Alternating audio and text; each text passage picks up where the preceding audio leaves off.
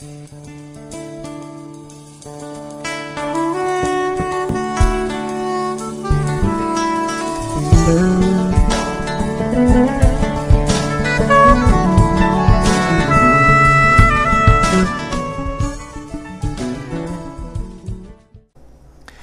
tardes, hermanos, bienvenidos a un nuevo sermón en línea de The United Christian Church.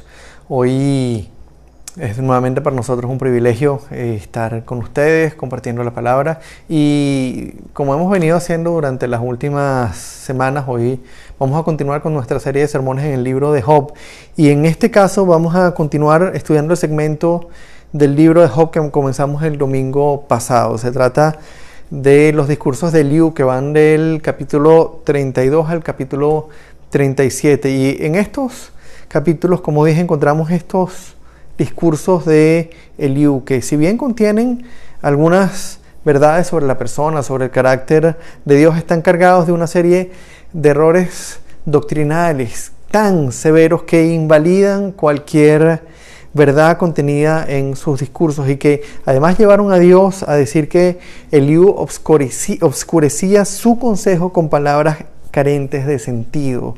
Y esto es una declaración terrible sobre alguien, que Dios dijera de nosotros que con nuestras palabras nosotros obscurecemos su consejo, que con nuestro discurso, con nuestras palabras, nosotros obscurecemos la verdad de Dios. Qué terrible que Dios dijera sobre nosotros algo como lo que dijo sobre Eliú. Y el problema es que, como vimos la semana pasada, esos errores doctrinales de Eliú no fueron solo cosa suya, no eran algo exclusivo de Eliú, no fue algo que solamente él hizo. De hecho, esos errores en la teología de este hombre, en la teología de Eliú, han acompañado a la humanidad a lo largo de la historia y se han permeado incluso dentro de la iglesia. Son muchos los cristianos que repiten continuamente los mismos errores que Eliú cometió, y que creen las mismas cosas que Eliú creía y que las repiten alegremente, y sobre los cuales Dios también podría decir: ¿quiénes son estos que oscurecen mi consejo con palabras carentes de sentido? Hoy vamos a ver el tercer error en la teología de Eliú, y este tercer error tiene que ver con la manera en que el hombre cree que Dios se comunica con él. Pero antes de comenzar con el sermón propiamente, vamos a abrir nuestras Biblias en el Salmo 119, que justamente nos habla sobre la importancia de la palabra de Dios, de la comunicación de Dios con el hombre en la vida de la iglesia y del cristiano. Vamos a leer en el Salmo 119 los versículos 25 al 32. Dicen así: Postrado estoy en el polvo. Dame vida conforme a tu palabra. Tú me respondiste cuando te hablé de mis caminos. Enséñame tus decretos. Hazme entender el camino de tus preceptos y meditaré en tus maravillas. De angustia se me derrite el alma. Susténtame conforme a tu palabra. Manténme alejado de caminos torcidos. Concédeme las bondades de tu ley. He optado por el camino de la fidelidad. He escogido tus juicios. Yo, Señor, me apego a tus estatutos. No me hagas pasar vergüenza. Corro por el camino de tus mandamientos porque has ampliado mi modo de pensar.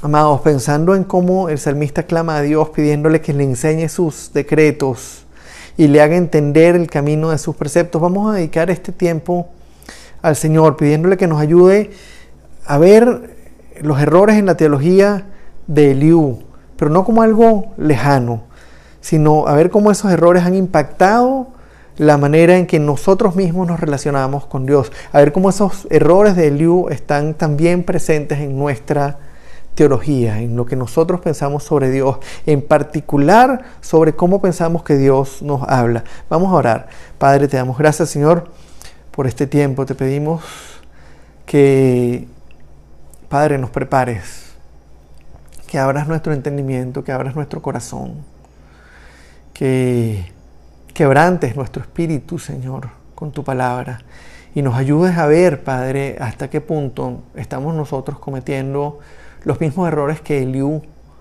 cuando pensamos en ti. Te pedimos que abras nuestro corazón y nos muestres, Señor, saques a relucir, Padre, las creencias erradas que nosotros tenemos, que las cambies, que las reemplaces con tu verdad, Señor, y que nos permitas, Señor, relacionarnos contigo de la manera correcta.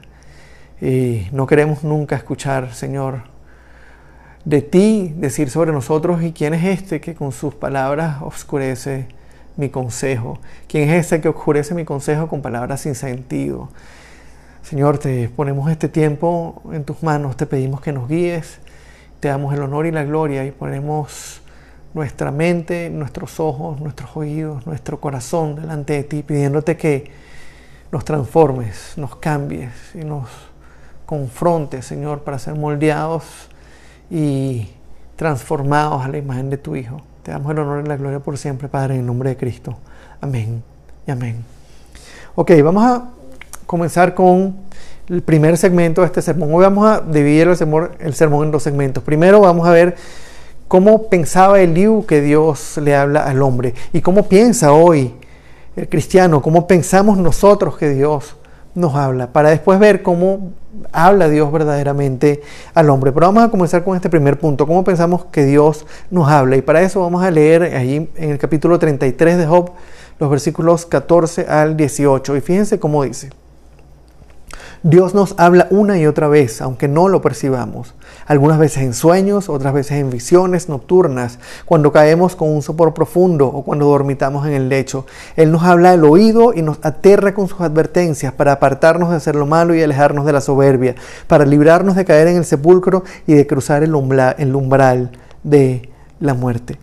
Amados, lo primero que vemos en este texto, a pesar de que suena muy bonito, representa una de las creencias más comunes entre la gente, entre las personas que confiesan creer en Dios.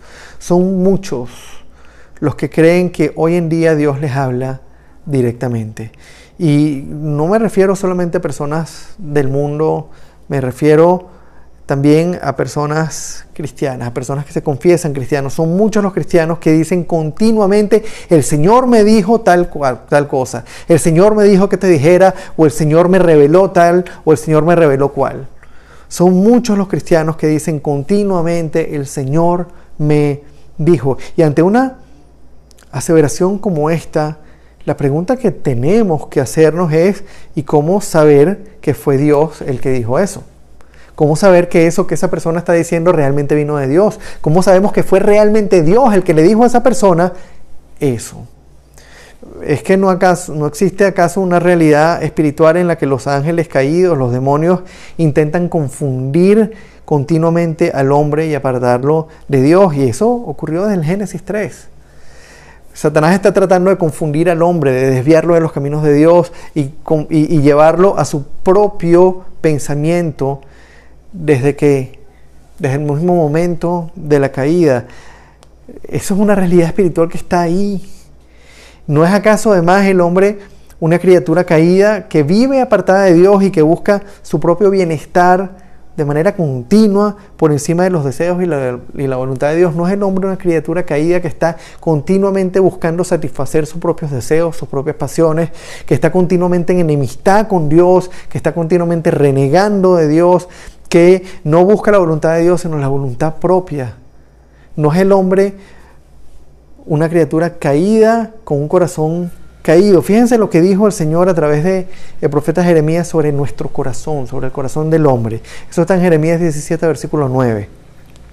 Nada hay tan engañoso como el corazón, no tiene remedio. ¿Quién puede comprenderlo? No hay nada tan engañoso como el corazón. No tiene remedio. ¿Quién puede comprenderlo? Y fíjense lo que dijo Jesús en Mateo 15, en el versículo 19. Porque del corazón salen los malos pensamientos, los homicidios, los adulterios, la inmoralidad sexual, los robos, los falsos testimonios y las calumnias. Porque del corazón salen los malos pensamientos, los homicidios, etcétera, etcétera, etcétera, etcétera. ¿Se dan cuenta, hermanos?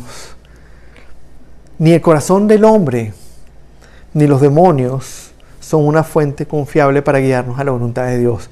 Nuestro corazón nos va a guiar en un camino opuesto.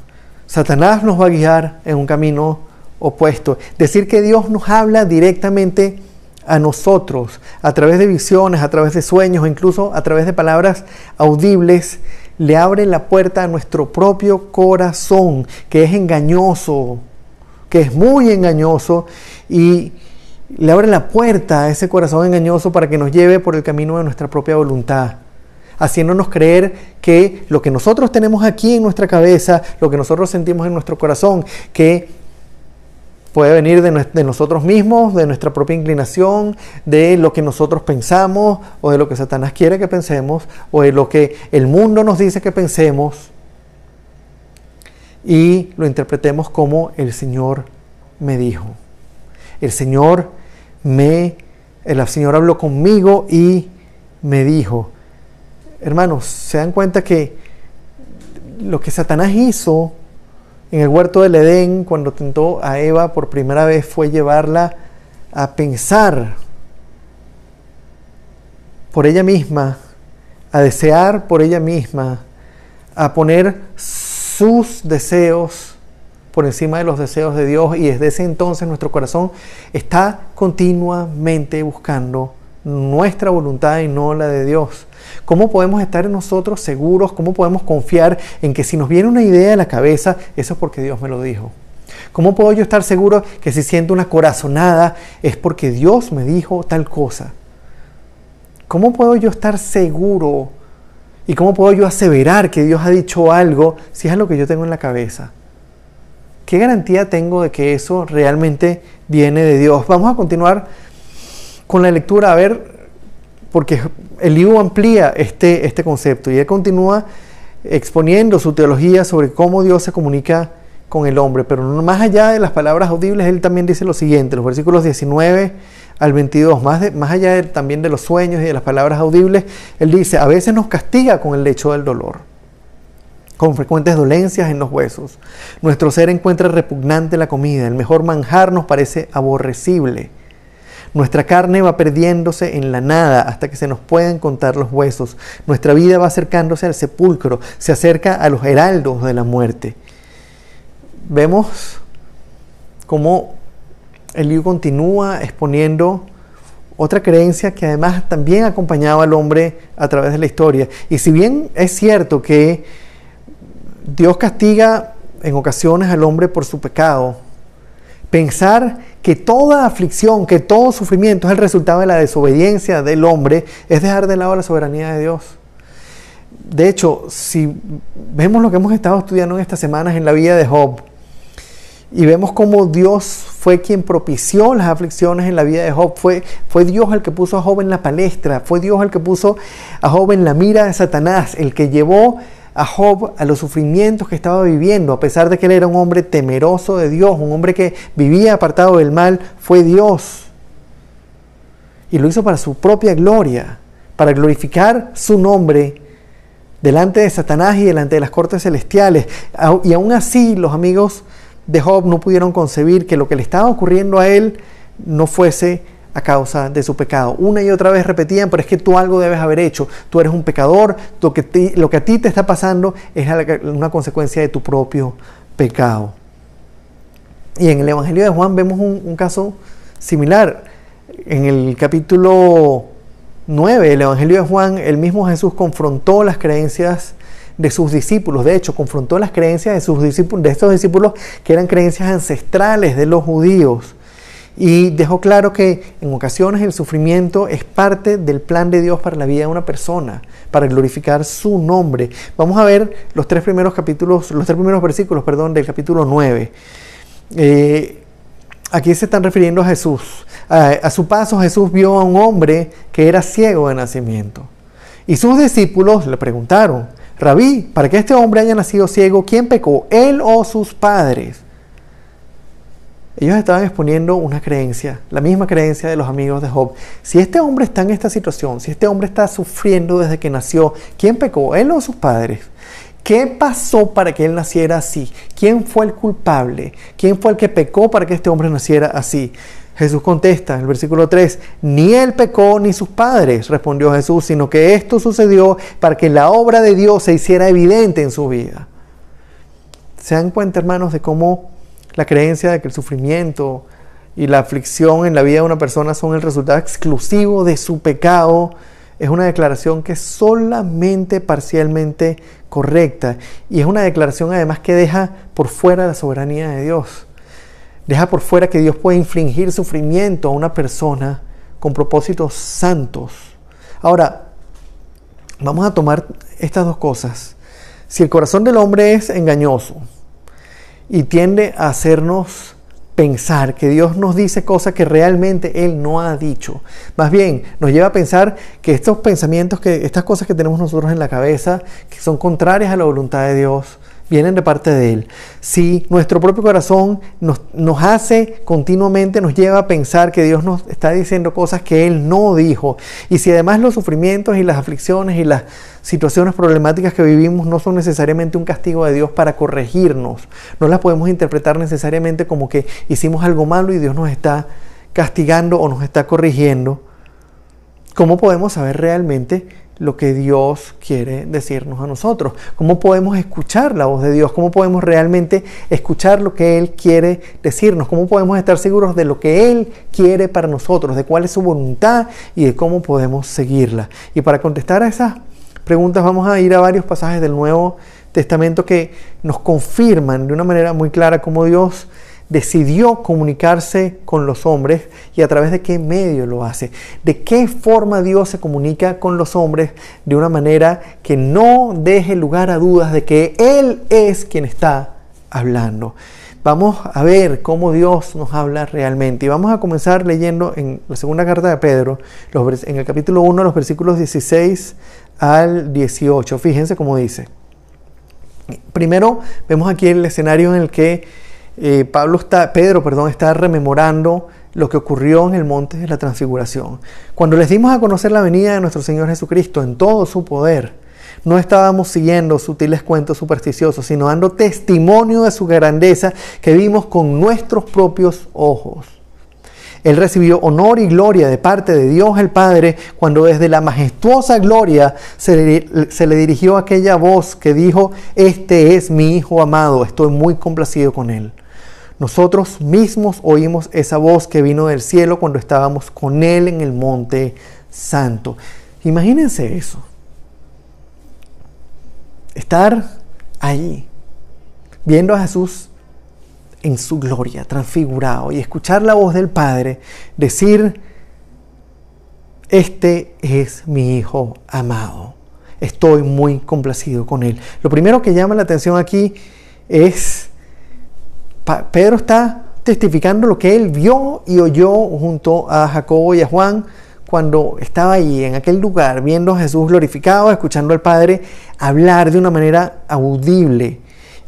Cualquiera de nosotros ante una situación como esta diría que a esto, un hecho como este, un hecho tan importante, un hecho tan maravilloso en la vida de Pedro, escuchar la voz de Dios, ver a Jesús glorificado, ha tenido que ser uno de los fundamentos de la fe de Pedro. La fe de Pedro estaba sustentada en lo que él vio y oyó, lo que él vio con sus ojos y oyó con sus oídos. Jesús glorificado, transfigurado, y la voz del Padre diciendo: "Este es mi Hijo amado, en Él tengo mucha complacencia. Estoy muy complacido con Él".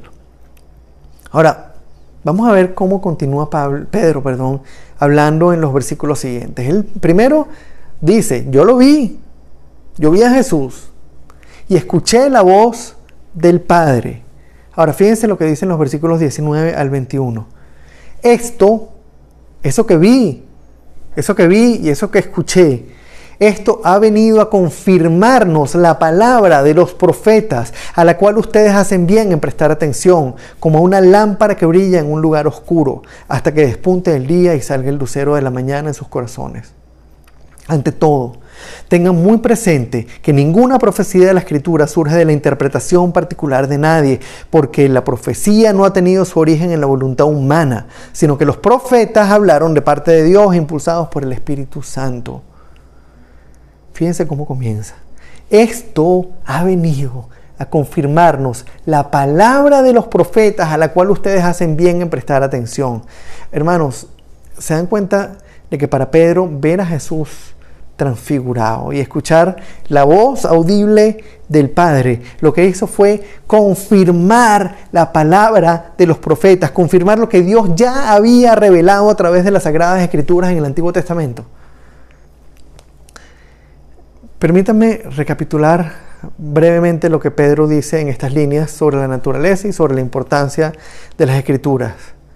Ustedes, ya que esto confirma lo que han dicho los profetas, ya que esa palabra de Dios y ver a Jesús transfigurado confirma la palabra de los profetas, ustedes hacen bien en prestar atención a lo que Dios reveló sobre sí mismo y sobre sus planes a través de los profetas en las Sagradas Escrituras.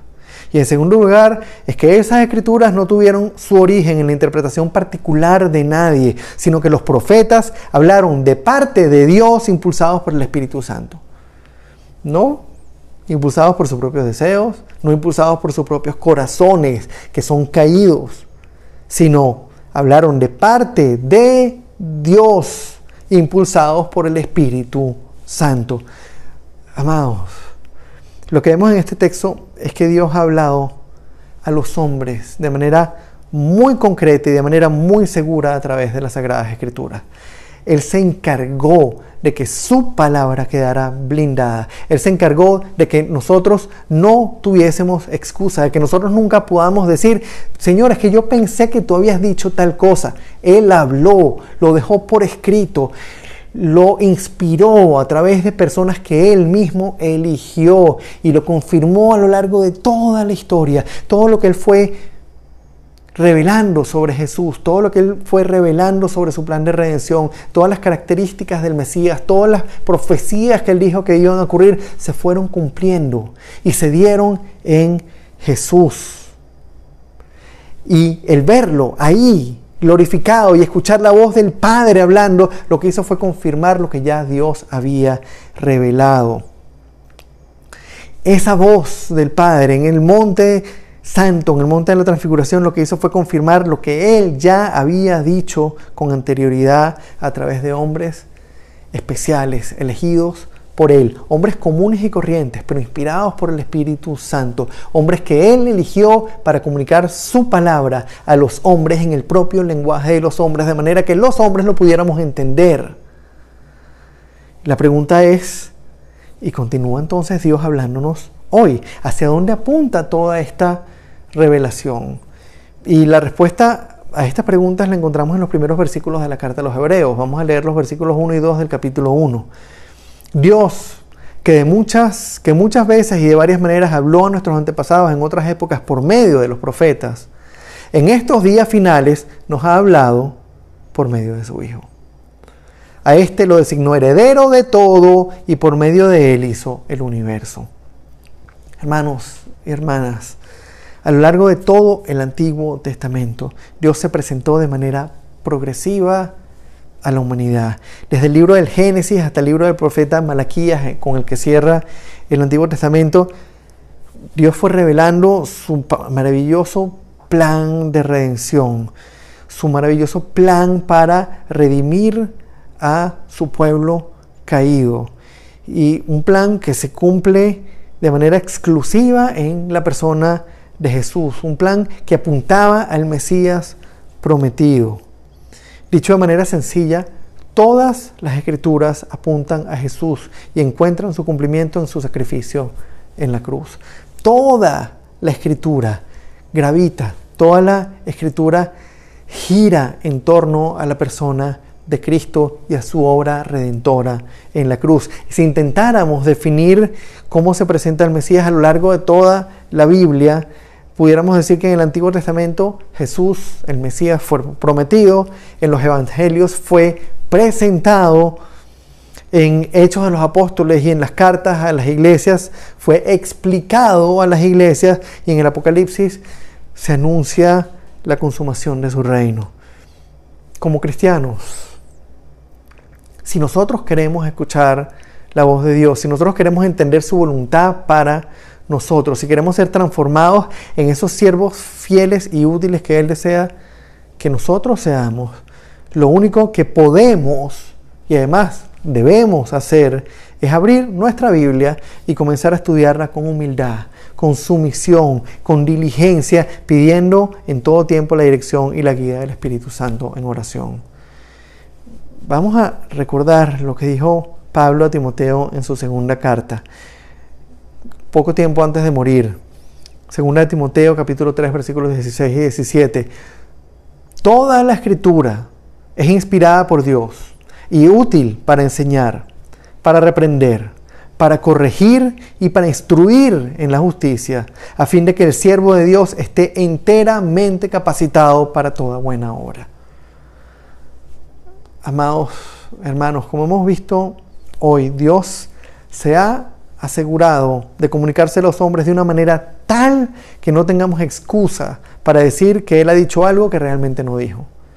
Dios se ha asegurado, ha blindado su revelación de una manera que nosotros no podamos decir a manera cierta que Él dijo algo que Él no haya dicho. Podemos decirlo, pero no podemos probarlo.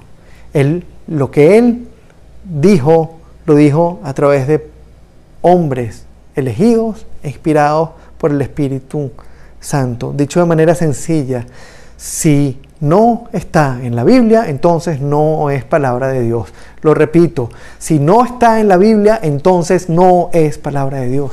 Punto.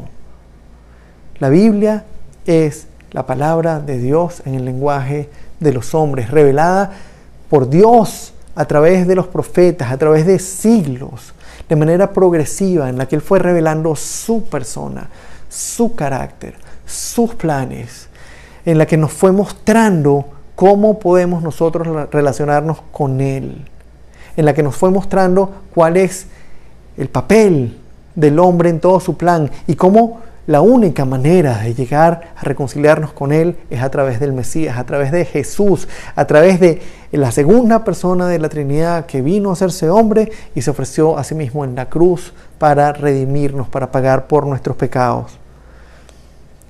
Hermanos, tenemos que ser muy cuidadosos con lo que decimos sobre Dios y su palabra. Si a nosotros, como seres humanos, nos disgusta que alguien distorsione lo que hemos dicho, si a nosotros nos molesta que alguien ponga palabras en nuestra boca que nosotros no hemos dicho, imaginen cuánto más puede disgustar, cuánto más puede molestar a Dios que nosotros estemos diciendo a la ligera, el Señor me dijo, cada vez que sentimos algo en el corazón, sabiendo que nuestro corazón es engañoso, sabiendo que hay una realidad espiritual en la que Satanás está tratando de engañarnos y que utiliza cualquier recurso para hacerlo y que nos va a tratar de hacer pensar que Dios nos dice algo cuando realmente eso no es lo que Dios está diciendo. Y que eso va siempre a enganchar con nuestro corazón caído, con nuestro corazón pecaminoso, con nuestro corazón engañoso, que nos va a llevar siempre a pensar de una manera contraria a la voluntad de Dios. Tenemos que tener mucho cuidado, hermanos, con decir Dios me ha dicho, porque si no está en la Biblia, entonces eso no viene de Dios. Si no está revelado en las Sagradas Escrituras, entonces no es palabra de Dios. Recuerden, nuestro corazón es engañoso y Satanás es muy hábil para desviarnos, para engañarnos, para hacernos pensar que algo que viene de Dios, para hacernos pensar que algo viene de Dios cuando realmente no es así, cuando realmente viene de nuestro propio corazón o cuando viene de su mente, de la mente terrible y malvada de Satanás.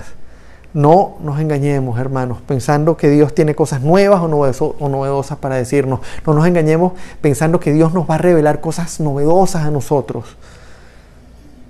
Lo que Él quiso decir, ya lo dijo en las Sagradas Escrituras. Y lo que dijo, nos sigue hablando hoy a nosotros. Repito esto, lo que Dios quiso decir, ya lo dijo en la Biblia. Y lo que dijo nos sigue hablando a nosotros. Si nosotros, como cristianos en el siglo XXI, queremos escuchar la voz de Dios, entonces vamos a abrir nuestras Biblias con humildad, con sumisión. Vamos a dejar que la palabra nos enseñe, nos reprenda, nos corrija y nos instruya en la justicia de Dios.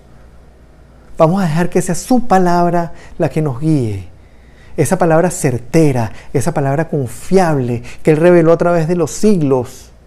Vamos a dejar que sea esa palabra la que nos enseñe, nos reprenda, nos corrige y nos instruya en la justicia de Dios para que estemos enteramente capacitados para toda buena obra.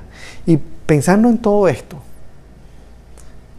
en este privilegio, en este regalo que Él nos ha dado a través de su palabra, en que abriendo la Biblia podemos echar una mirada certera a la mente de Dios, a lo que Él quiere para nosotros, a cómo Él piensa, a cómo somos nosotros, a cómo podemos realmente relacionarnos con Él, a cómo podemos realmente conocer a Cristo como Él es. Pensando en todo esto, los invito a que concluyamos este sermón escuchando las palabras de Pablo en el capítulo 2 de su primera carta, en los versículos 1 al 3. Pensando en este privilegio que tenemos a través de las Sagradas Escrituras. Vamos a leer 1 de Pedro 2, 1 al 3. Por lo tanto, abandonando toda maldad y todo engaño, hipocresía, envidias y toda calumnia, deseen con ansias la leche pura de la palabra, como niños recién nacidos. Así, por medio de ella, crecerán en su salvación, ahora que han probado lo bueno que es el Señor. Vamos a orar.